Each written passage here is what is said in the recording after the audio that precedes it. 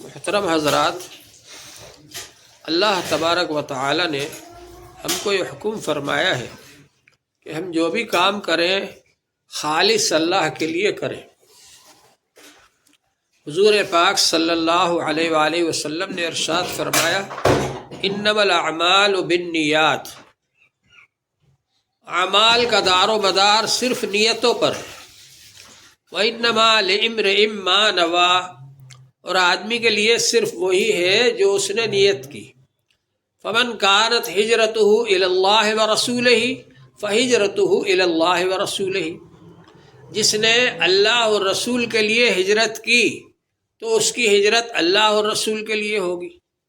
وَمَنْ كَانَتْ هِجْرَتُهُ إِلَى دُنْيَا إِلَى امْرَأَةٍ يَتَزَوَّجُهَا، یا عورت سے نکاح کرنے کے لیے ہجرت کی تو جس مقصد کے لیے فَهِجْرَتُهُ إِلَى مَا هَاجَرَ إِلَيْهِ، جس مقصد کے لیے ہجرت کی ہے اسی کے لیے ہجرت مانی جائے گی، اللہ کے لیے نہیں مانی جائے گی۔ تو معلوم یہ ہوا کہ آدمی جو بھی کام کرے خالص اللہ کے لیے کرے۔ ہجرت جیسی چیز جس میں آدمی اپنے گھر بار چھوڑ دیتا ہے، اپنا سارا کام کاج چھوڑ دیتا ہے، کاروبار چھوڑ دیتا ہے، اور زمین جائیداد چھوڑ دیتا ہے، اپنا وطن چھوڑ دیتا ہے اور دوسری جگہ جاتا ہے۔ مکے سے ہجرت کر کے مدینے جاتا ہے، لیکن ایک صاحب کا ارادہ یہ تھا کہ وہاں ایک عورت رہتی ہے مدینے میں، ام قیس، ان سے جا کر نکاح کریں گے، تو ان کو مہاجر ام قیس کہا جانے لگا کہ یہ ام قیس کی وجہ سے ہجرت کر کے آئے، یہ اللہ رسول کے لیے ہجرت کر کے نہیں آئے۔ ذرا سی نیت کے فرق کی وجہ سے ہجرت جیسا اتنا بڑا عمل اس کا اجر و ثواب نہیں ملا۔ ہم لوگ اپنے بارے میں جائزہ لیں کہ ہم جو کام کر رہے ہیں ہم کو خالص اللہ کے لیے کرنا ہے۔ نماز خالص اللہ کے لیے پڑھنا ہے، ذکر خالص اللہ کے لیے کرنا ہے، زکوٰۃ خالص اللہ کے لیے دینا ہے، روزہ خالص اللہ کے لیے رکھنا ہے۔ جو بھی کام کریں خالص اللہ کے لیے کریں۔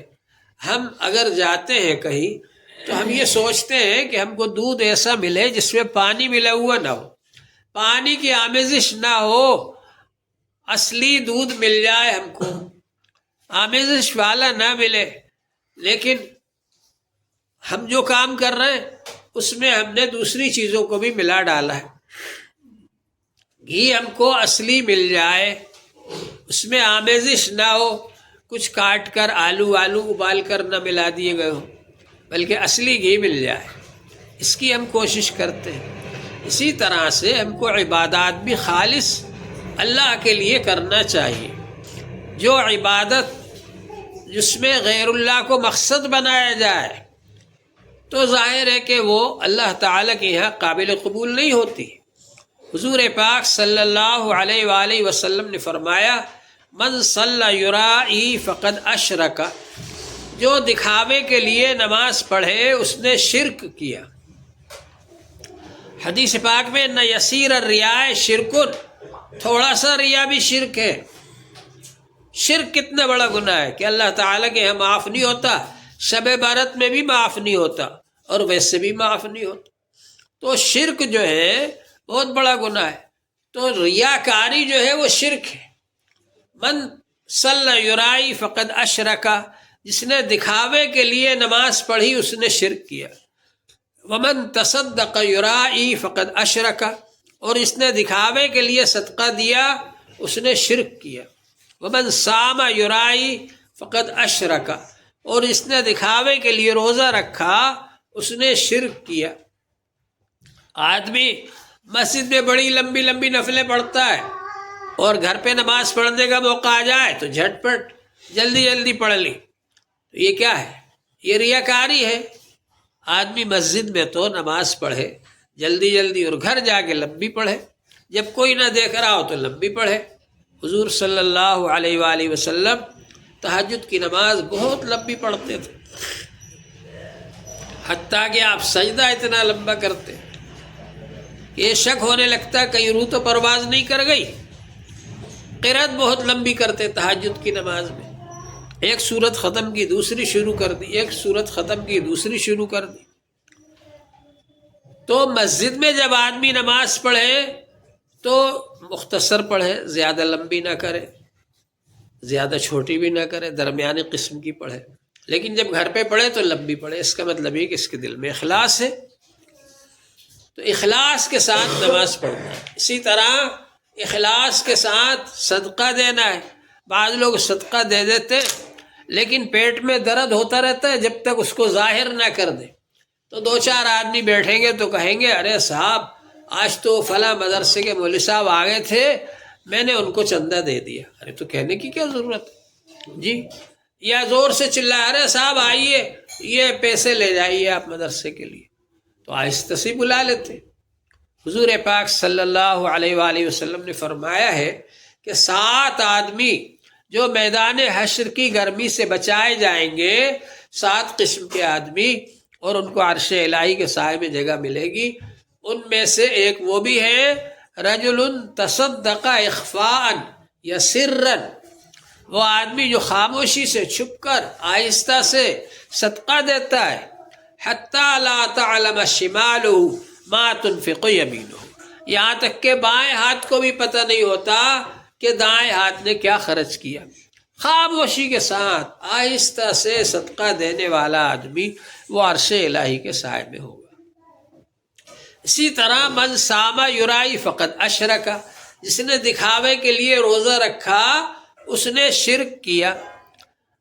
آپ نے نفلی روزہ رکھ لیا 15 شعبان کا، بہت اچھی بات ہے، لیکن اب سب سے کہتے پھر رہے ہیں ارے بھائی آج میرا روزہ ہے، تو کہنے کی کیا ضرورت ہے؟ خاموشی سے روزہ رکھیے۔ تو روزہ جو ہے ایسی عبادت ہے جو دکھائی نہیں دیتا۔ آدمی نماز پڑھ رہا ہے دکھائی دیتا ہے، صدقہ دے رہا ہے دکھائی دیتا ہے، لیکن آپ کا روزہ ہے یا نہیں ہے دکھائی نہیں دیتا، لیکن اس کو بھی آدمی ظاہر کر دیتا ہے کہ بھئی آج میرا روزہ ہے۔ اسی طرح سے ذکر ہے، ذکر ہم کو کرنا ہے، یہ ایک لائن ہے، اس لائن پر آدمی چلتا ہے۔ اسی لیے جو آدمی کسی سے بیعت ہو جاتا ہے، جو ذکر کرنے لگتا ہے، اس کو کہتے ہیں سالک۔ سالک کے معنی راستہ چلنے والا۔ اب یہ کدھر کو چل رہا ہے؟ اللہ تعالیٰ کے قریب جا رہا ہے۔ یہ ابھی بہت دور تھا اللہ تعالیٰ سے، ابھی جتنا ذکر کرتا رہے گا اتنا ہی اللہ کے قریب پہنچے گا یہ۔ اب جب آپ راستہ چلتے ہیں تو راستے میں آپ کے لیے باغ بھی آتے ہیں۔ یہ باغ آ گیا، اس میں اتنے پھول لگے ہوئے ہیں، اتنے پھل لگے ہوئے ہیں، وہاں سے آپ گزر رہے ہیں، پھولوں کی خوشبو بھی آ رہی۔ کوئی بھی عقلمند آدمی یہ نہیں کہے گا ارے صاحب اتنا اچھا باغ آ گیا، چلو جہاں جا رہے ہو وہاں مت جاؤ، یہی بیٹھ جاؤ۔ نہیں، وہاں سے تو گزرنا ہے، وہ اچھی اچھی چیزیں جو نظر آئیں گی وہاں سے گزرنا ہے، اور گزر کر جہاں منزل مقصود ہے وہاں تک پہنچنا ہے۔ اب کوئی اچھا خواب آپ کو نظر آ جائے ذکر کی برکت سے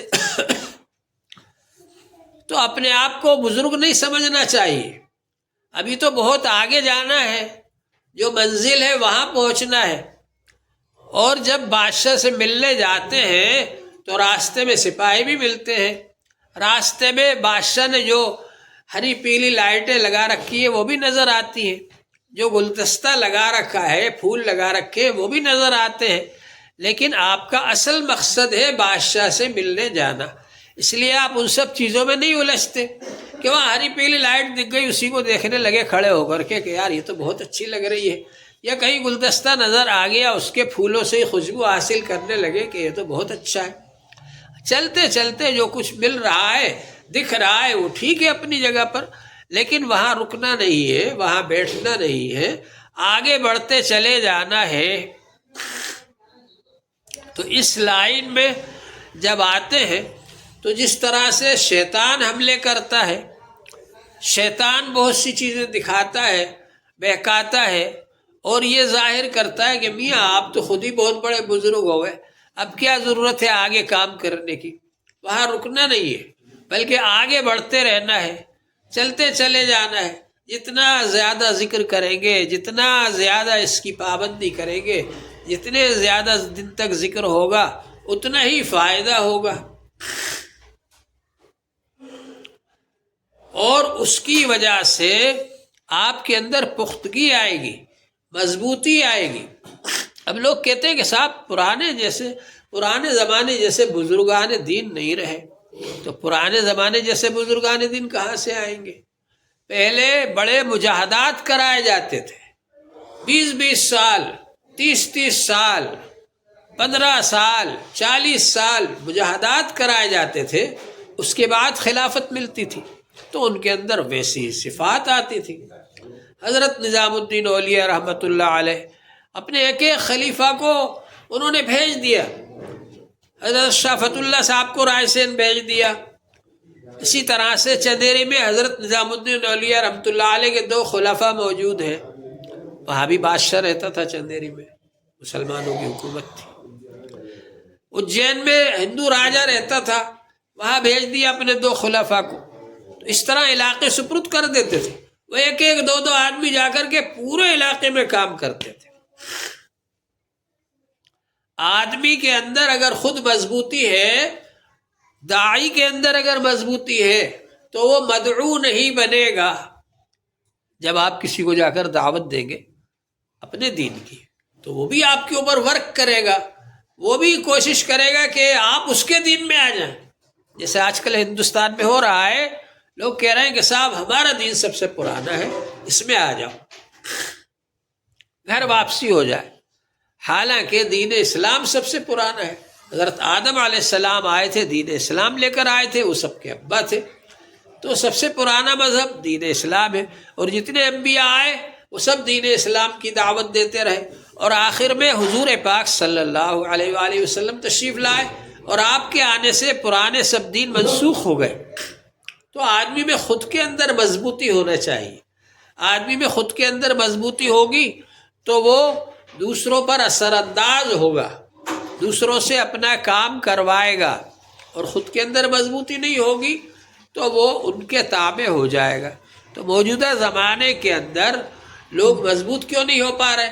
اس لیے کہ تھوڑے دن ذکر کیا اور اس کے بعد میں یا تو انہی سے خلافت مل گئی یا کہیں اور سے مل گئی، تو آدمی سمجھتا ہے اب میں کامل ہو گیا، مکمل ہو گیا، اب مجھے کچھ کرنے کی ضرورت نہیں۔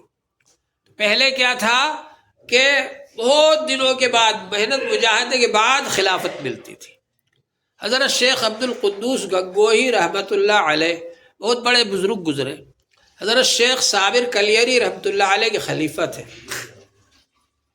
اتنے بڑے بزرگ ہیں، حضرت شیخ صابر کلیری رحمۃ اللہ علیہ بہت جلالی بزرگ تھے، حتیٰ کہ انتقال کے بعد بھی اگر کوئی پرندہ اوپر سے گزرتا تھا قبر کے اوپر سے تو وہ جل کر نیچے گر جاتا تھا، اتنا جلال حضرت کا۔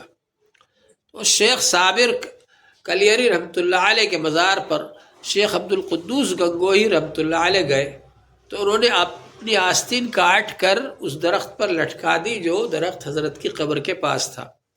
تو اس کے بعد سے وہ کیفیت ختم ہو گئی کہ لوگ آتے، وہ پرندے جو جل کر گر جاتے تھے، وہ کیفیت ختم ہو گئی، ایسا نہیں تھا پھر۔ تو وہ بھی اسی پائے کا ہونا چاہیے جو اس کا علاج کر رہا ہے۔ تو بہرحال حضرت شیخ عبد القدوس گنگوہی رحمۃ اللہ علیہ کے پوتے تھے شاہ ابو سعید گنگوہی۔ تو شیخ عبد القدوس گنگوہی رحمۃ اللہ علیہ کا انتقال ہو گیا، اور ان کے ایک خلیفہ تھے شیخ جلال الدین۔ تو شیخ جلال الدین رحمۃ اللہ علیہ بلخ میں رہتے تھے، بلخ بہت دور ہے، بلخ میں رہتے تھے۔ ان کو حضرت نے خلافت دی، وہ چلے گئے۔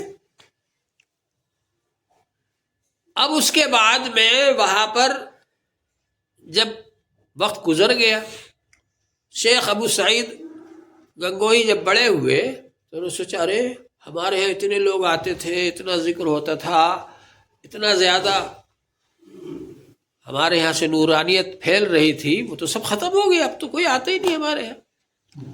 تو اب ان کو احساس ہوا کہ ہم نے تو کچھ حاصل ہی نہیں کیا، ہمارے دادا محترم انتقال کر کے چلے گئے، ہم نے ان سے کچھ حاصل ہی نہیں کیا، ہمیں وہ نعمت روحانی طاقت حاصل کرنا چاہیے تھی، اب کیا کریں؟ تو معلوم کیا کہ حضرت کے ایک خلیفہ ہیں جلال الدین بلخی، ان کا فیض چاروں طرف پھیل رہا ہے، تو اگر تم کو اپنے دادا کا فیض حاصل کرنا ہے تو وہاں جاؤ جلال الدین بلخی کے پاس، ان سے جا کر فیض حاصل کرو۔ جب لوگوں نے ان کو یہ مشورہ دیا، سچی طلب پیدا ہو گئی تھی، چل دیے جلال الدین بلخی رحمۃ اللہ علیہ کے پاس گئے۔ اب ان کو جب معلوم ہوا کہ میرے پیر کا پوتا آ رہا ہے تو باہر نکل کر استقبال کیا، گھوڑوں پر بیٹھ کر، اور بہت سارے آدمی باہر نکل کر اپنے پیر صاحب کے پوتے کا استقبال کیا اور لا کر کے اپنے گدے پر بٹھایا اور اچھا سے اچھا کھانا کھلا رہے ہیں اور بڑی عزت فرما رہے ہیں۔ تو ایک دن، دو دن، تین دن جب ہو گئے تو انہوں نے کہا ابو سعید گنگوہی نے کہ حضرت میں اس کے لیے یہاں نہیں آیا آپ کے پاس، میں تو وہ نعمت حاصل کرنے کے لیے آیا ہوں جو نعمت آپ ہمارے دادا سے لے کر آئے ہیں۔ تو انہوں نے کہا اچھا یہ بات ہے، ٹھیک ہے، جاؤ وہ وہاں گھوڑے ووڑے بندھے ہوئے نا استبل میں چلے جاؤ اور وہ گھوڑوں کی لید وغیرہ صاف کیا کرو اور گھوڑوں کی دیکھ بھال کیا کرو۔ وہاں بھیج دیا ان کو، اور وہ لنگر ہے اس میں لوگوں کھانا وانا کھلایا کرو۔ بہت دن ہو گئے۔ اب اس کے بعد میں حضرت شیخ عبد القدوس، وہ حضرت ابو سعید گنگوہی یہ سب کرتے رہے۔ ایک بار شاہ ابو سعید گنگوہی رحمۃ اللہ علیہ کا امتحان لینے کے لیے شیخ جلال الدین بلخی نے یہ فرمایا، وہ عورت جو بھنگن وہاں پر سارے خانقاہ میں جتنے لوگ رہتے تھے ان سب کا پاخانہ، پہلے تو یہ نہیں ہوا کرتے تھے ایسے بیت الخلاء جو اب ہوتے ہیں سیفٹی ٹینک والے، تو سنڈا سے ہوتی تھی، وہاں سے وہ بھنگن آتی تھی، وہ لے کر کے جاتی تھی۔ تو ان کا امتحان لینے کے لیے کہ ان کے دل میں ابھی بھی اپنے دادا کی طرف جو نسبت ہے اس کا تکبر باقی ہے یا نہیں، تو امتحان لینے کے لیے وہ بھنگن سے کہا کہ جب تو ان کے پاس سے نکلے تو تھوڑا سا ان پر گرا دینا۔ اب اس نے کیا کیا کہ جب وہ نکل کر جا رہی تھی ٹوکرا لے کر تو تھوڑا سا ان کے اوپر گرا دیا، تو اس کی طرف دیکھا بہت تیز نگاہ سے اور یہ فرمایا کہ گنگو نہیں تھا یہ، ورنہ بتاتا میں تجھے۔ تو ہو گیا۔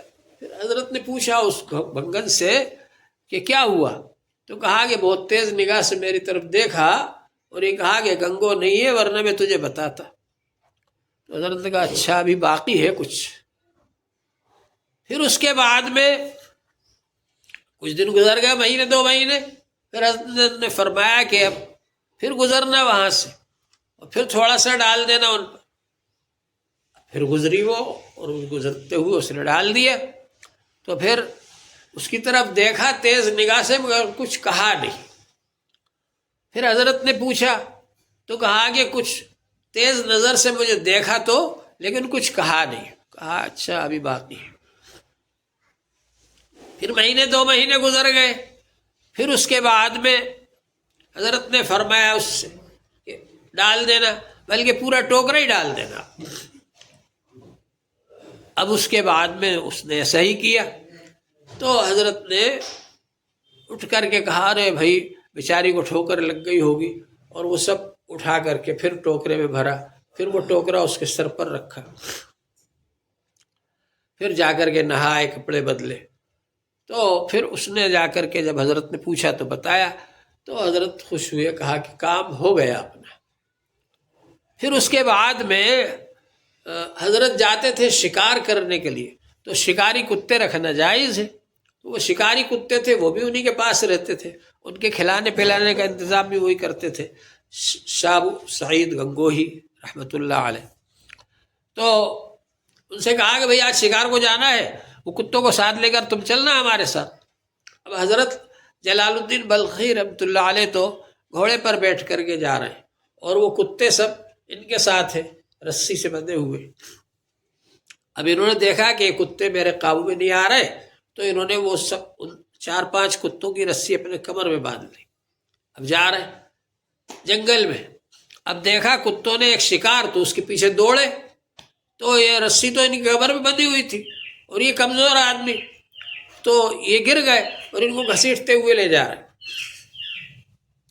پھر کسی نے دیکھا تو وہ رسیوں کو کھلوایا۔ اسی رات میں شاہ جلال الدین بلخی رحمۃ اللہ علیہ نے خواب میں دیکھا حضرت شاہ عبد القدوس گنگوہی رحمۃ اللہ علیہ کو، وہ فرما رہے کہ جلال الدین، میں نے تو تجھ سے اتنی محنت نہیں لی تھی جتنی تو نے میری اولاد سے محنت لی۔ خیر، اسی دن حضرت نے بلایا شاہ ابو سعید گنگوہی رحمۃ اللہ علیہ کو اور سینے سے لگایا اور کہا کہ جو کچھ میں لے کر آیا تھا تمہارے دادا سے وہ سب میں نے تمہیں دے دیا، اور یہ فرمایا کہ تم ہی ہو جو یہ مجھ سے واپس لے جا رہے ہو، ورنہ کوئی اور واپس نہیں لے جا سکتا۔ بہرحال پھر شاہ ابو سعید گنگوہی رحمۃ اللہ علیہ بڑے پائے کے بزرگ ہوئے اور پھر انہوں نے آ کر اپنے دادا کی خانقاہ کو آباد کیا۔ تو اخلاص کے ساتھ جب آدمی طلب کرتا ہے کسی چیز کو تب وہ ملتی ہے، بغیر اخلاص کے اگر طلب کیا جائے تو وہ چیز نہیں ملتی۔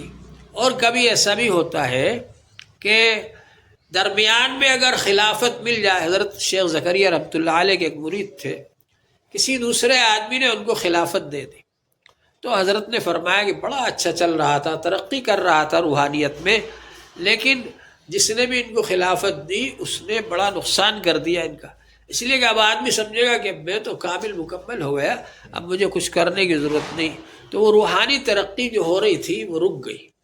تو ایسا بھی ہوتا ہے۔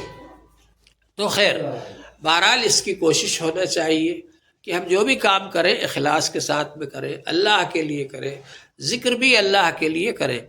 راستے میں جو چیزیں ہم کو نظر آئیں گی، کبھی اچھا خواب دکھے گا، کبھی کسی کو کشف بھی ہونے لگتا ہے، ہو سکتا ہے کشف ہو، تو کشف بھی ایسی چیز نہیں ہے کہ اس کی وجہ سے آدمی رک جائے۔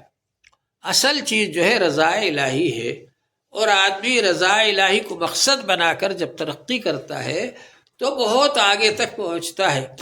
ایک صاحب ایک بزرگ کے پاس گئے اور ان کے پاس بہت دن تک رہے، اور اس کے بعد پھر وہ آنے لگے، تو ان سے پوچھا لوگوں نے، بزرگ نے پوچھا کہ بھائی کیسے آئے تھے، کیوں جا رہے ہو؟ تو انہوں نے کہا میں آیا تو تھا آپ سے بیعت ہونے کے لیے، لیکن آپ کی کوئی میں نے کرامت نہیں دیکھی، اتنے دن تک رہا میں تو اس لیے جا رہا ہوں۔ تو حضرت نے فرمایا میرا کوئی کام سنت کے خلاف دیکھا؟ انہوں نے کہا نہیں دیکھا۔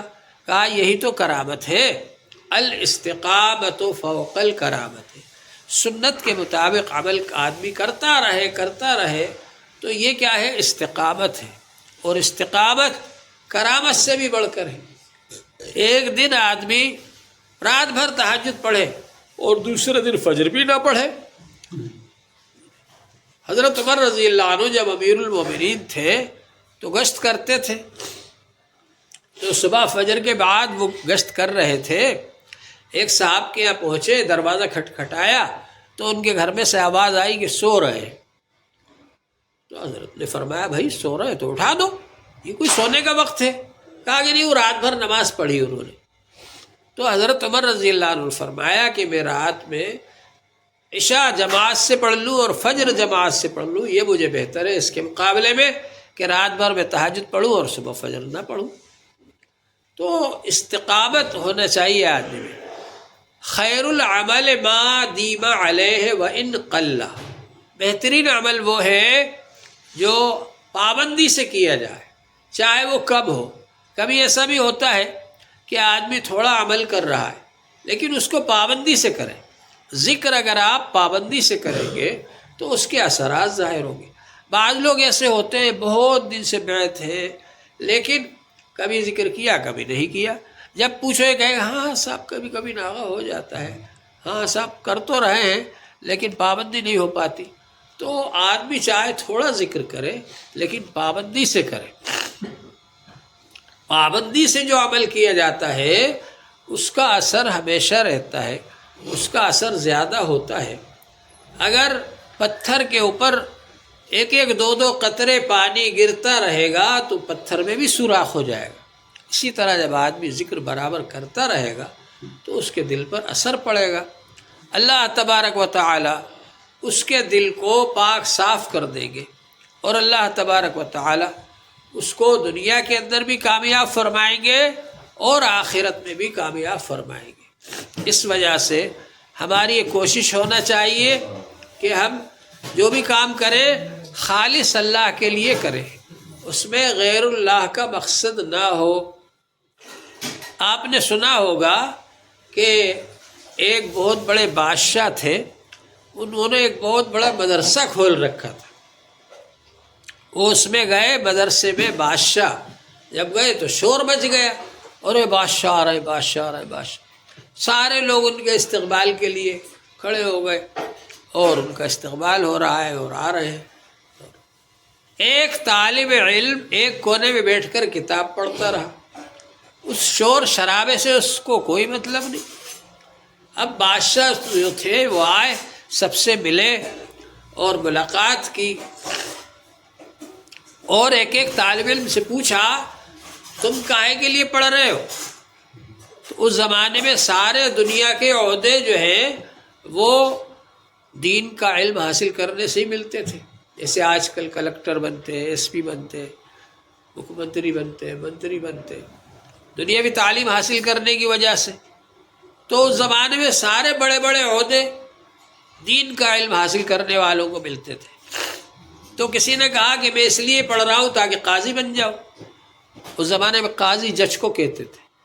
کسی نے کہا میں اس لیے پڑھ رہا ہوں کہ مفتی بن جاؤں. مفتی اس زمانے میں بہت بڑا عہدہ تھا. ایسے ہی ہر ایک نے اپنا اپنا بتایا. میں اس لیے پڑھ رہا ہوں کہ حاکم بن جاؤں. اب اس کے بعد بادشاہ نے دیکھا کہ ایک طالب علم ایک کونے میں بیٹھا ہوا ہے، وہ تو میرے پاس آیا ہی نہیں. تو بادشاہ خود اس کے پاس گئے اور جا کر کے اس طالب علم سے پوچھا کہ تم میرے پاس آئے نہیں؟ کہا کہ مجھے کتاب پڑھنے میں اتنا مشغول تھا کہ یہ خیال ہی نہیں آیا کہ آپ آئے ہوئے ہیں. خیر، پھر بادشاہ نے کہا تم کائے کے لیے پڑھ رہے ہو؟ تو اس نے کہا میں اس لیے پڑھ رہا ہوں کہ اللہ راضی ہو جائے. تو بادشاہ نے کہا کہ اگر یہ ایک طالب علم اس مدرسے میں نہیں ہوتا تو میں آج اس مدرسے کو ختم کر دیتا. اس لیے کہ جتنے بھی پڑھنے والے پڑھانے والے سب غیر اللہ کے لیے پڑھ رہے ہیں. کوئی حاکم بننے کے لیے، کوئی قاضی بننے کے لیے، کوئی مفتی بننے کے لیے، کوئی کلکٹر بننے کے لیے، کوئی ایس پی بننے کے لیے، کوئی بھی آدمی اللہ کے لیے نہیں پڑھ رہا. یہ ایک طالب علم اگر نہیں ہوتا تو میں اس مدرسے کو ختم کر دیتا. اسی طرح سے ہم لوگ ذکر بھی کریں تو خالص اللہ کے لیے کریں. بھینس خریدی جاتی ہے کائے کے لیے؟ دودھ کے لیے. اور گوبر خود بخود ساتھ آتا ہے. ظاہر ہے کہ جب آپ بھینس لے کر آئیں گے، اس کو چارہ کھلائیں گے اور اس کا دودھ نکالیں گے، آپ پئیں گے، تو وہ گوبر بھی کرے گی نا. اس گوبر کو بھی پھر بعد میں بیچا جاتا ہے، جو بھی کچھ کیا جاتا ہے اس سے بھی فائدہ ہوتا ہے. لیکن گوبر کے مقصد سے کوئی بھینس نہیں خریدتا، دودھ کے مقصد سے بھینس خریدی جاتی. اسی طرح اگر اللہ کو مقصد بنائیں گے، دین کو مقصد بنائیں گے تو دنیا بھی ملے گی. لیکن دنیا کو مقصد نہ بنایا جائے بلکہ صرف اللہ کو مقصد بنایا جائے، اللہ کے لیے پڑھا جائے، اللہ کے لیے پڑھایا جائے، اللہ کے لیے ذکر کیا جائے، اللہ کے لیے نماز پڑھی جائے، اللہ کے لیے روزہ رکھا جائے، اللہ کے لیے زکوٰۃ دی جائے. اللہ جل شانہ ہم سب کو اس کی توفیق عطا فرمائے. وآخر دعوانا الحمد للہ.